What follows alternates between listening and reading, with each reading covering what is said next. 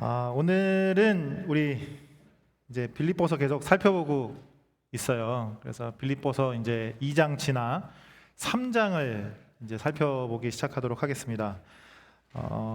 빌립보서가 이제 중반을 지나서 이제 종반으로 가고 있다는 얘기예요. 여러분들 잘 아시겠지만 빌립보서는 총 4장으로 되어 있죠. 그죠? 1장부터 4장까지 총 4장으로 되어 있는데 그 중에서 이제 이미 2장을 다뤘고 이제 2장이 남은 거예요. 우리 흔히 하는 말로 시작이 절반이다 이런 얘기 항상 있잖아요, 그렇죠? 그래서 시작이 절반이고 절반 왔으면 거의 다 한 거죠, 그렇죠? 우리 그런 얘기 종종 하잖아요. 그래서 그런지 바울도 오늘 3장을 시작하면서 뭐라고 시작하죠? 3장 1절 보시면 끝으로 이렇게 시작합니다. 끝으로 나의 형제들아 주 안에서 기뻐하라. 너희에게 같은 말을 쓰는 것이 내게는 수고로움이 없고 너희에게는 안전하니라. 이렇게 시작을 해요. 바울도 좀 같은 마음이었을까요? 이제 시작이 절반이고 이제 한 절반 썼으니까 끝으로 거의 다 썼네. 이 마음으로 이 말을 붙였을까요? 뭔가 제가 설명을 하면서도 설명을 하면 할수록 이상하죠, 그렇죠? 아마 그런 의미로 끝으로라는 단어를 붙인 것 같지는 않아요. 바울이 사용하고 있는 이 끝으로라는 이 표현은요, 오히려 이렇게 편지의 분위기를 이렇게 확 바꾸면서 이 메시지에 집중시키기 위한 어떤 수사학적인 표현이에요. 끝으로 하면서 중요한 부분에 더 집중을 시키는 거거든요. 그래서 이 끝으로를 풀어서 읽으면 오히려 이렇게 덧붙여 강조하면 결론적으로 핵심을 짚자면 이런 의미에 좀 가까워요. 뭔가 주의를 환기시키면서 더 집중시키는 거예요. 이렇게까지 분위기를 바꾸면서 바울이 강조하고 싶었던 메시지가 뭘까? 우리는 흔히 이제 기뻐하라의 무게를 좀 많이 두게 됩니다. 제가 나중에 이제 설명을 더 드리게 되겠지만 이미 앞에서도요, 이 기뻐하라라는 명령, 이 기쁨에 대한 얘기를 바울이 이미 많이 했어요. 그리고 이제 오늘 본문 지나서 3장, 4장 뒤로 가도 기쁨에 대한 얘기를 바울이 계속합니다. 그래서 이제 이런 빌립보서의 전체적인 흐름 속에서 기뻐하라에 먼저 이제 마음을 두게 되는데, 이제 그것도 맞는 얘기지만 그것보다 먼저 우리가 오늘 주목해야 하는 부분은 사실은 주 안에서예요. 주 안에서. 그래서 바울이 강조하고 싶은 메시지는 단순히 그냥 기뻐하라만 있는 게 아니고 주 안에서 기뻐하라거든요. 주 안에서 기뻐하라. 바울한테 이 주 안에서라는 이 부분이, 이 주제가 얼마나 중요한지 사실 이제 빌립보서 1장을 살펴보면서 제가 한번 얘기를 한 적이 있습니다. 빌립보서를 시작하면서 예수 안에서라는 그 얘기를 가지고 저희가 한창 얘기를 나눴었잖아요. 이전에 있었던 그런 얘기들을 뭐 다 다루지 않더라도 오늘 본문 내용만 봐도 충분히 확인할 수 있어요. 오늘 본문을 한번 좀 봐주세요. 오늘 우리가 정말 잘 알고 있는 부분인데 7절부터 8절을 보시면 이렇게 얘기하죠. 그러나 무엇이든지 내게 유익하던 것을 내가 그리스도를 위하여 다 해로 여길 뿐더러 또한 모든 것을 해로 여김은 내 주 그리스도 예수를 아는 지식이 가장 고상하기 때문이라.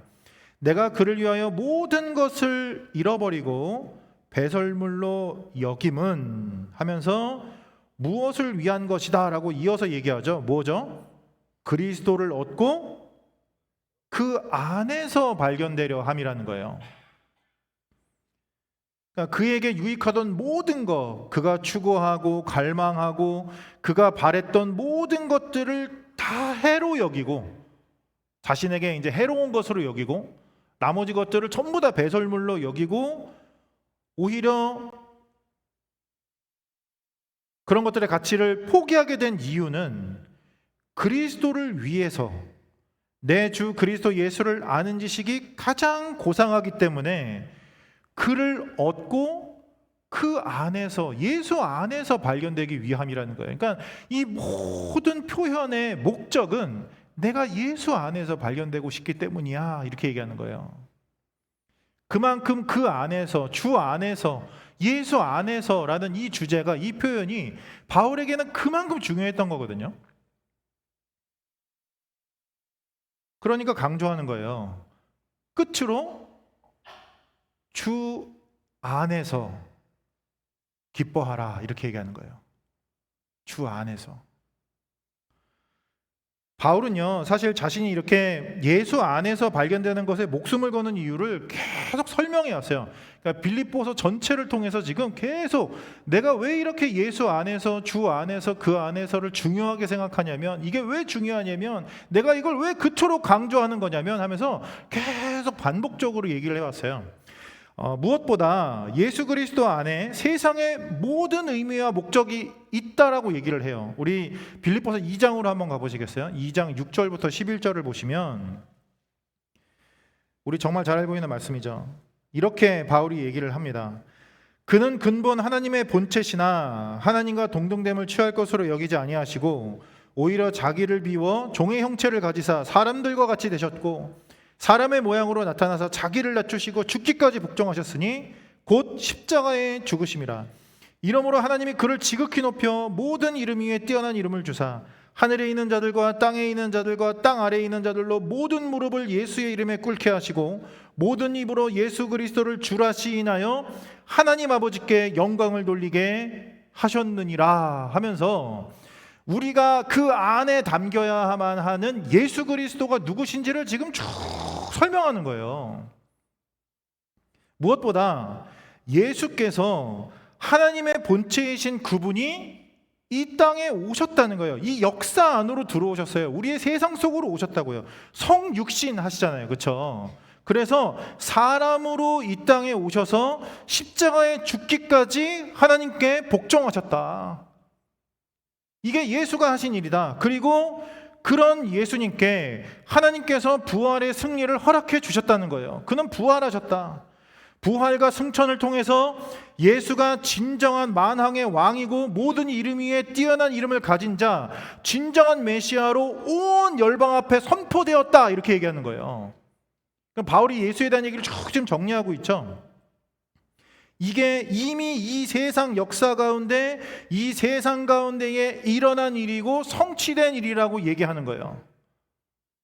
이 일 때문에 구약 역사의 의미가 바뀌고 예수가 오시기 전까지 모든 역사의 의미가 바뀌었다. 바울은 이렇게 얘기하고 싶은 거예요.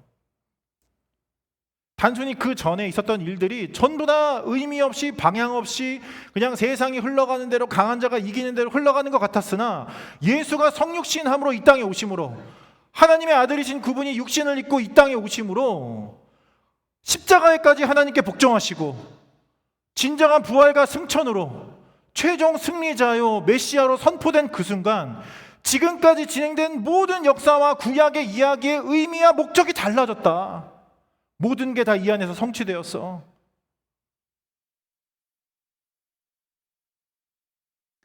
그리고 얘기가 앞으로 더 전진하잖아요. 그 예수 앞에 이미 모든 무릎이 꿇었으며 완전히 모든 무릎이 꿇게 될 거라는 거예요. 모든 입이 예수를 그리스도 주라 시인하게 될 것이다. 온 천지 만물이 그래서 그 예수를 통해서 하나님 아버지께 영광을 돌리게 될 것이다. 이미 이 일은 예수 안에서 시작이 된 일이기 때문에 하나님께서 이미 시작하신 일이고 전진시키신 일이기 때문에 이 일은 반드시 예수 그리스도 안에서 완성이 된다. 그는 다시 오실 분이시오. 모든 무릎을 꿇리실 분이시오. 모든 입을 통하여 만왕의 왕이요 모든 이의 메시아다라고 선포되실 분이다라고 확정적으로 얘기하잖아요. 이미 오신 예수 때문에 그 이전까지 있었던 모든 구약의 역사가 인류의 역사가 다시 해석되는 것처럼 앞으로 다시 오실 예수 때문에 우리가 지금 살아가고 있는 모든 역사와 모든 세상의 역사의 목적과 의미가 다 달라질 거라는 거예요. 모든 게 다 그 안에 있는 거예요. 예수 안에. 특히 우리가 지금 살아가는 시대가 그렇잖아요. 그렇죠? 우리가 지금 살아가고 있는 이 시대와 세상의 의미는 이미 오신 예수와 앞으로 오실 예수 사이에 꽉 들어있어요. 그 안에서 모든 게 의미를 갖고 모든 게 목적을 갖습니다.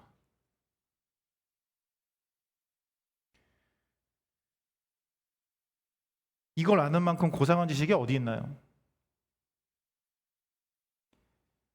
이걸 아는 만큼 고상한 지식이 어디 있냐고요.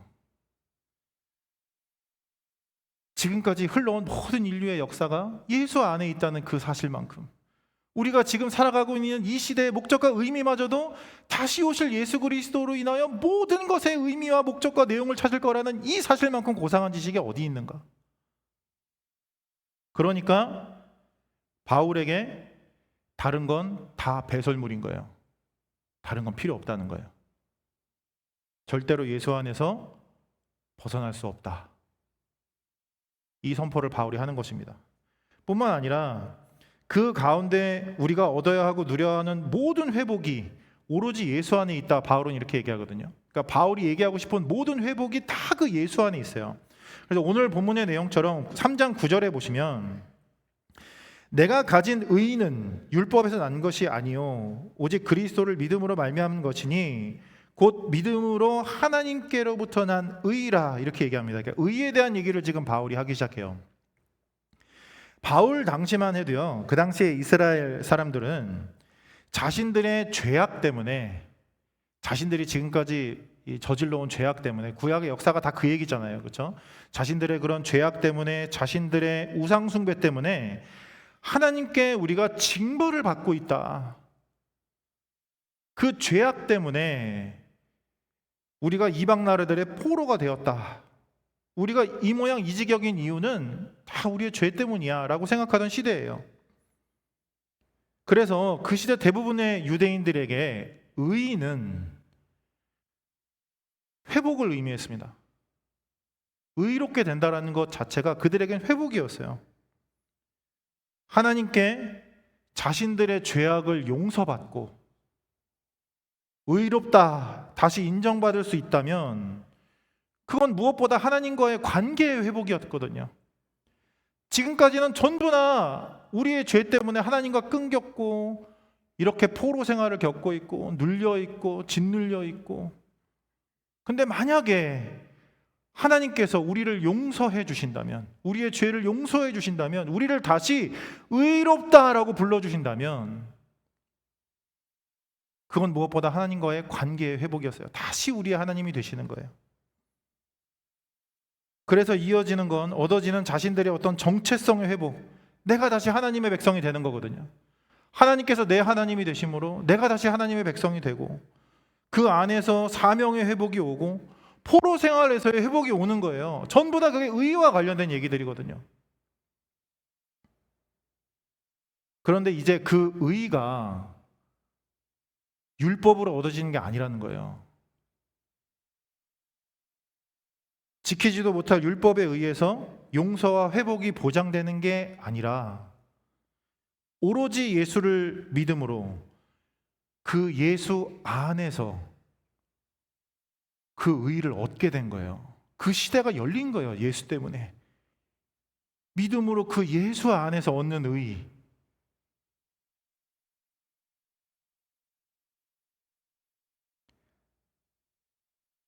예수의 복음, 그 엄청난 이야기 속에서 자신들의 정체성과 사명을 회복하고 자신들이 처한 고난에서 벗어날 수 있는 모든 구원과 회복이 전부 다 예수 안에 있었던 거예요.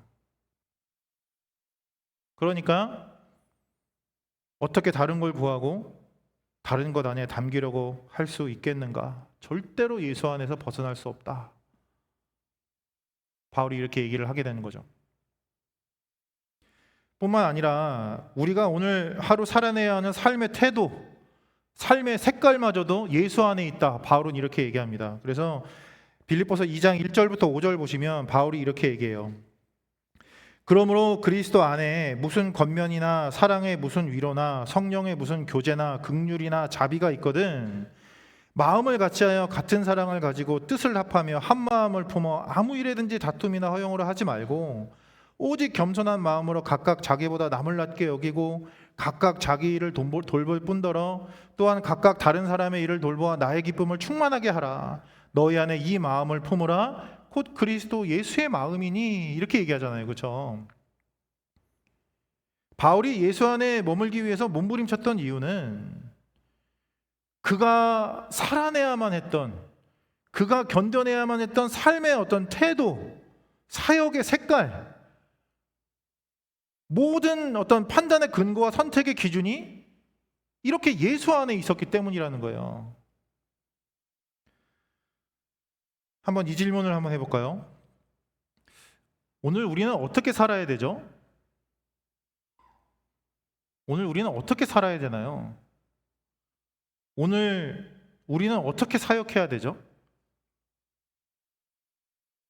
교회 바뀌든 교회 아니든 우리는 어떻게 그런 사역들을 감당해야 되냐고요. 우리는 어떻게 교제하고 어떻게 함께 해야 되죠? 그러니까 사람이라면 누구나 직면해야 하는 현실이 있고 찾아야만 하는 답이 있어요. 순간순간마다 이걸 어떻게 해야 되지? 물어보고 답을 찾고 따라가야만 하는 현실이 있어요. 바울도 그랬다는 거예요. 바울도 순간순간 자신의 사역 현장 속에서 내가 어떻게 사역해야 되지? 내가 어떻게 살아야 되지? 내가 이 순간에 어떻게 판단해야 되지? 그런데 바울은 이 모든 질문의 답을 예수 안에서 찾은 거예요. 오로지 예수 안에서. 이미 자신의 십자가와 부활을 통해서 예수님께서는 너무 분명한 방향과 색깔을 보여주셨거든요. 그러니까 예수 그리스도의 십자가와 부활 안에 사실 어떻게 살아야 되는지, 어떻게 선택해야 되는지, 어떻게 함께 해야 되는지에 대한 모든 방향과 색깔이 다 분명하게 제시가 되어 있었다고요. 바울은 그 안에서 그 답을 찾은 거예요. 그러니까 절대로 예수 안에서 벗어날 수 없다, 이렇게 선포하게 되는 것입니다. 제가 지금까지 3개 얘기했습니다. 예수 안에 온 세상이 담겨 있다 그랬고요. 그렇죠? 예수 안에 회복이 있다 그랬고요. 그리고 예수 안에 삶의 태도와 방향이 있다 그랬습니다. 한 가지 더 있어요. 이제 여기에서 기쁨에 대한 얘기를 할 수 있어요. 빌립보서 2장 17절에서 18절 보시면 이렇게 얘기해요. 만일 너희 믿음의 제물과 섬김 위에 내가 나를 전제로 드릴지라도 나는 기뻐하고 너희 무리와 함께 기뻐하리니 이와 같이 너희도 기뻐하고 나와 함께 기뻐하라, 이렇게 얘기합니다. 잘 읽어보면 바울이 얘기하는 기쁨은 우리가 생각하는 기쁨이랑 좀 다르다는 거 알게 돼요. 우리가 흔히 기뻐하라 하면 이렇게 이 메시지를 사실은 개인적으로 받아들입니다. 그럴 때가 많아요. 그러니까 성경을 읽으면 나 단독으로 개인으로 읽게 되니까 그 메시지를 자꾸 이렇게 개인적으로 받아들이거든요. 그래서 기뻐하라라는 메시지를 그냥 개인적인 걸로만 받아들이면 뭔가 신나고 뭔가 즐겁고, 여러분들 언제 기쁘시냐고요, 그렇죠? 개인적으로 기쁠 때가 있잖아요. 그때의 감정과 내 모습이 있잖아요. 그걸 자꾸 생각하는 거예요. 그래서 기뻐하라라는 말씀이 성경에 나오면 기뻐하려고 힘을 주게 돼요. 자꾸 기뻐해야겠다, 이렇게. 그래서 이렇게 남몰래 억지 웃음을 만들기도 하고 그래요. 하지만 이 바울이 얘기하는 기쁨은요, 그것보다는 공동체적인 기쁨에 가까워요. 예수 안에서 하나님의 의를 얻은 사람들, 그래서 예수 안에서 모든 게 회복된 사람들, 그렇기 때문에 예수 안에서 예수를 따라 자신의 삶의 태도를 결정한 사람들,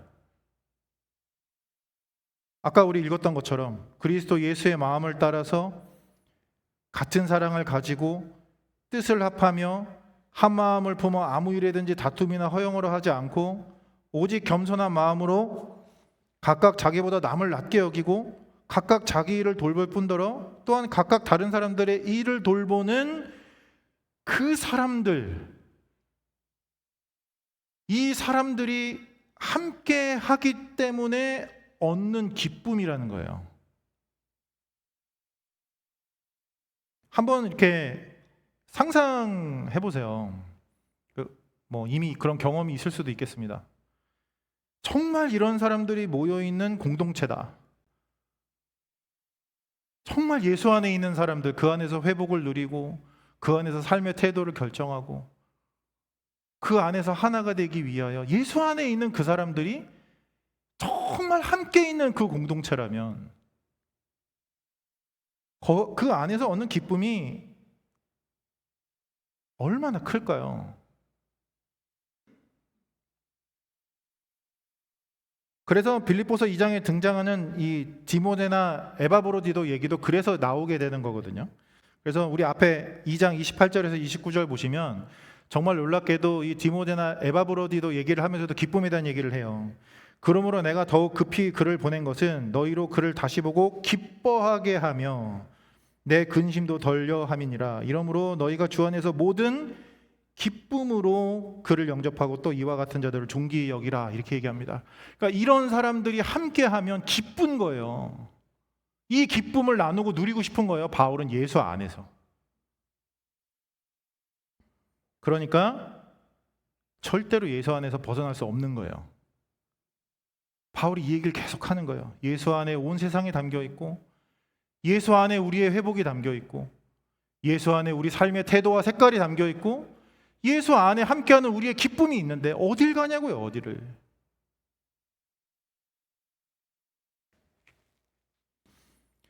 그런데 놀라운 건 이미 이 바울 당시부터, 바울이 빌립보에게 편지를 쓰던 그 당시부터 이런 분명한 예수의 복음에도 불구하고 교회에 배설물을 뿌리는 사람들이 있었던 거예요. 배설물은 뿌린다 그래야지 표현이 딱 다가오시죠, 그렇죠? 더 적합한 표현을 쓰고 싶지만 다 이해하시리라 믿습니다. 그런 사람들이 이미 그 당시 교회에 있었던 거예요. 당시 교회 안에, 그 초대 기독교 안에 이 할례라는 것이 굉장히 큰 이슈였거든요. 할례. 그래도 하나님의 백성이 되려면, 하나님의 그 공동체 안에 들어오려면, 특별히 이제 이방인들에게 더 그랬어요. 이방인들이 하나님의 백성 안으로 들어오려면, 공동체 안으로 들어오려면 적어도 할례는 받아야지, 이 얘기를 했다는 거예요. 적어도 할례는 받아야 되지 않겠냐. 이런 주장이나 이런 가르침이 교회 전반에 굉장히 강력하게 이렇게 퍼져 있었어요. 그래서 이제 사도행전이나 다른 편지들을 봐도 이 얘기가 종종 나오죠. 그렇죠? 할례에 대한 얘기가 나온다고요. 사도행전에서도 할례에 대한 얘기로 교회가 논쟁을 하고요. 바울의 다른 편지들에서도 교회 안에서 할례를 강요하는 사람들에 대한 얘기를 자주 볼 수 있습니다. 오늘 본문에서도 그 얘기를 해요. 오늘 본문에서도. 그래서 3장 2절 보시면 이렇게 얘기하잖아요. 개들을 삼가고 행악하는 자들을 삼가고 몸을 상해하는 일을 삼가라, 이렇게 얘기합니다. 이게 다 지금 할례를 교회 안으로 끌고 들어오려는 사람들에 대한 얘기예요. 전부 다. 여기 보면 이제 개들 이렇게 표현하잖아요. 우리 맥락으로 또 이해하시면 안 됩니다. 바울이 이렇게 심한 말을 이렇게 읽으시면 안 되고, 그 당시 유대인들이 이방인들을 개라고 불렀거든요. 그 맥락으로 가지고 들어온 거예요. 그래서 오히려 바울이 그걸 역으로 돌려치는 거예요. 지금 이방인들이 개가 아니고 할례를 가지고 선을 긋는 오히려 너희들이 개야. 지금 이방인들에게 그렇게 표현할 때가 아니야. 지금 이 얘기를 하시는 거예요. 뭐 몸을 상해하는 일, 이것도 당연히 할례를 의미하는 거죠. 당시에 할례도 필요하다, 할례 정도는 받아야지, 이렇게 얘기하는 거거든요.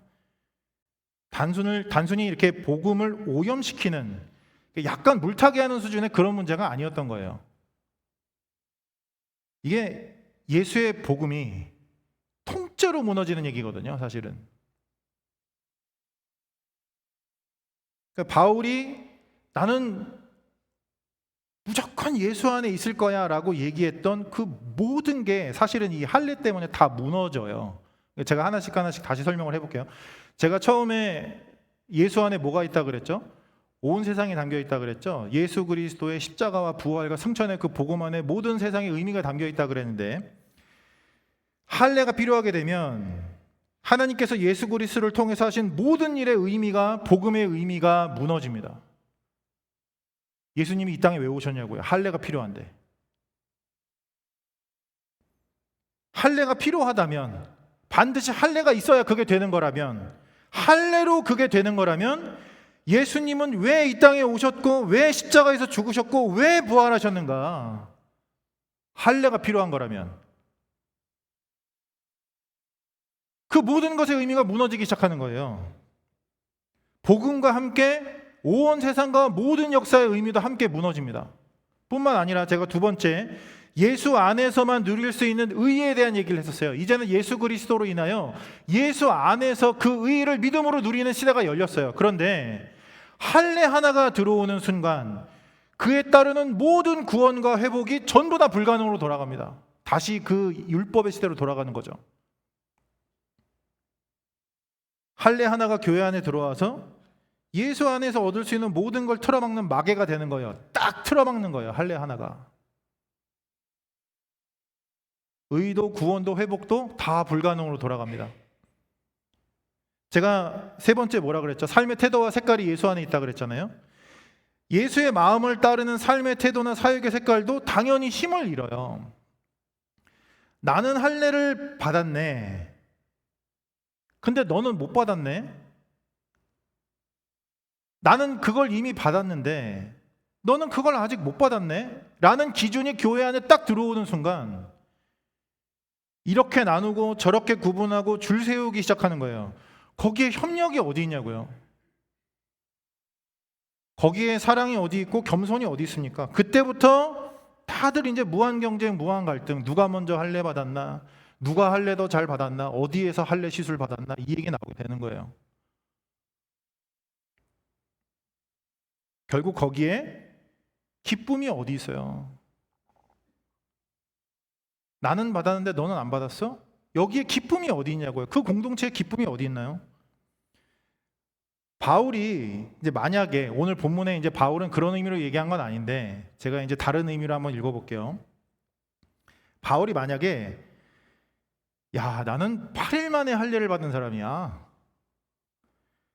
나는 이스라엘 족속이고 베냐민 지파고 히브리인 중에 히브리인이고 율법으로는 바리새인이고 열심으로는 교회를 박해하고 율법의 의로는 흠이 없는 자다. 이게 제가 좀 이렇게 자랑하는 투로 얘기했는데 그런 투가 좀 느껴지시나요? 제가 좀 연기를 잘 못하는 것 같아요.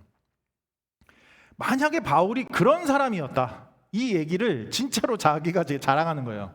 나 이런 사람이야, 이 정도 사람이야 라고 한다면, 그래서 아까 얘기했던 디모데나 에바브로디도도 바울을 따라서 그런 사람이 되었다면, 야, 나는 바울 제자야, 나는 바울이랑 아는 사람이야, 정말 친한 사람이야, 나를 아들처럼 여기시거든.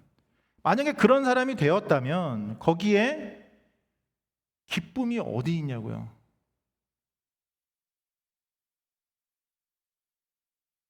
그러니까 이게 복음의 배설물을 뿌리는 게 되는 거예요. 그래서 다시 처음으로 돌아가서 바울이 이렇게 얘기하는 거예요. 그러니 제발 예수 안에서 기뻐하라. 그러니 제발 예수 안에서 기뻐하라. 그 안에 있기를 추구하라. 그 안에 머물기 위해 버텨라. 그래서 결국 그 안에서 기쁨을 찾는 거야. 함께. 이렇게 외치는 바울의 메시지를 이해하게 됩니다. 오늘 우리에게도 이 메시지가 동일해요. 우리 스스로에게 질문하게 됩니다. 우리에게 예수란 무엇인가 묻게 됩니다. 정말 우리에게 예수란 누구인가? 우리에게 예수 안에 있다라는 건 무엇을 의미하는가? 우리의 예수는 혹시 너무 작지는 않은가? 우리의 예수는 혹시 너무 무력하지 않은가? 혹시 우리에게 예수 안에 있다라는 건 너무 좁고 너무 메말라 있지 않은가? 우리는 그 안에서 무엇을 찾고 있던가? 물어보게 되는 거예요. 예수 안에서 얻는 하나님의 의가 과연 우리에게 무슨 의미인가? 예수 안에서 얻게 되는 구원과 그 회복이 정말 우리에게 무슨 의미이던가? 우리가 얼마나 그것을 갈망하는지, 우리가 얼마나 거기에 매달려 있는지, 그래서 얼마나 그것 때문에 감격해야 하는지 물어보게 됩니다. 뿐만 아니라 정말 예수가 우리 삶의 태도를 결정하고 있는가 물어보게 됩니다. 예수의 마음이 정말 우리 사역의 색깔을 끌어가고 있는가? 단순히 고상한 지식으로 예수를 머리에 놓고 장식품처럼 자랑만 하고 있지는 않은가? 나 예수 설교 좋아하는 사람이야. 나 이 정도 설교는 들을 줄 아는 사람이야. 만 하고 있다면 그건 또 다른 할레파일 수 있거든요. 나는 그게 되는데 너는 그게 안 되니? 이렇게. 얼마 전에 함께 묵상했던 고린도 전서가 있었죠. 기억하실지 모르겠는데 그 고린도 교회 안에 그리스도파가 있었어요. 단순히 바울파, 아볼로파만 있었던 게 아니고요. 그리스도파가 있었다니까요.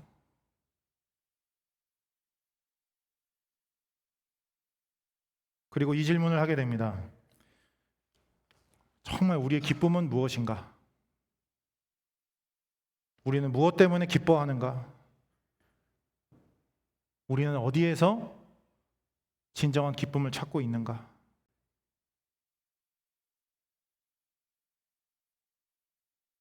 예수 안에서 함께 누리는 그 기쁨이 과연 우리에게 있던가 돌아보게 되는 것입니다. 이 설교를 준비하던 중에요. 이제 어떤 가정에 이제 신방을 갔어요. 신방을 가서 얘기를 이제 나누던 중에 우연하게 제가 어떻게 신학 공부를 시작하게 됐는지를 얘기하게 됐습니다. 그분이 저한테 질문을 했어요. 어떻게 하다가 목사가 됐냐고. 지금 생각해 보니까 굉장히 여러 가지 의미의 질문일 수 있겠다 이런 생각이 드네요. 어쩌다가 목사가 됐는지. 그 질문을 저한테 해주셔가지고 그 얘기를 하게 됐어요. 저는 원래 전공이 신학이 아니었거든요. 전공이 신학이 아니었고 원래는 전공이 교육학이었어요. 그래서 열심히 공부해서 저는 교수가 되고 싶었어요. 교육학 관련된. 물론 그것도 시켜줘야 하는 거지만 이렇게 지나고 나니까 이렇게 멋있게 얘기해 보는 겁니다. 그러니까 다른 전공으로 공부를 하고 있었다는 거예요. 그래서 이제 그 전공으로 석사를 졸업을 하고 이제 박사과정을 어떻게 해야 되나 고민하면서 있던 차에 교통사고가 크게 한 번 났어요. 교통사고가 크게 한 번 나고 그때 제가 받았던 느낌을 사실 잊기가 어려워요. 좀 그때 느낌이 어땠냐면 사고를 당하면서 이렇게 삶과 죽음이 종이 한 장으로 붙어 있는 느낌이었었어요. 사는 거하고 죽는 게 종이 한 장 아주 얇게 딱 붙어 있어서 이 얇은 종이가 획 뒤집어지면 금방 바뀔 수 있는 게 삶과 죽음이구나라는 느낌이 확 마음에 들어왔어요. 그리고 곧장 마음속에 이렇게 확 올라온 질문이 하나 있었어요. 그게 뭐였냐면 하나님 어디 계시지? 였었어요. 내 하나님 어디 계시지? 나 잘 가고 있는 건가? 나 잘 살고 있는 건가? 그러니까 그때만 해도 정말 이제 그쪽 계열로 가겠다고 열심히 매진하던 때라 신앙생활 정말 거의 다 내려놓고 지내고 있었을 때였거든요. 그리고 돌아봤더니 하나님이 저 뒤에 계시는 거예요. 저 뒤편에 너무 많이 지나와 버린 거예요, 제가. 그래서 그때 다시 돌아가야겠다. 하나님께로 가야겠다라는 마음으로 예배 회복하고 기도 회복하고 하다가 여기까지 온 겁니다, 사실.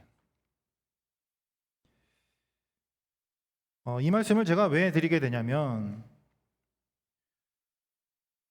오늘 이 바울의 메시지가 우리 모두에게 이런 사건으로 부딪힐 수 있으면 좋겠습니다. 메시지 내용이 새로울 게 없을 수도 있죠. 듣는 메시지 또 들었다 이런 느낌이어도 상관없습니다. 심지어 바울도 그렇게 얘기하는데요. 바울도 오늘 본문에 이렇게 얘기하잖아요. 너희에게 같은 말을 쓰는 것이 내게는 수고로움이 없고 너희에게는 안전하대요. 그러니까 바울도 지금 한 얘기 또 하는 느낌이 나는 거죠. 바울이 이렇게 얘기하는 거예요. 전혀 수고롭지 않다. 오히려 안전한 일이다. 얼마든지 전하고 또 전할 수 있다. 하지만 부디 오늘의 이 메시지가 우리들의 마음 한복판에 정면으로 부딪힐 수 있으면 좋겠습니다. 이 예수가 우리 마음에 콱 가서 부딪힐 수 있으면 좋겠어요.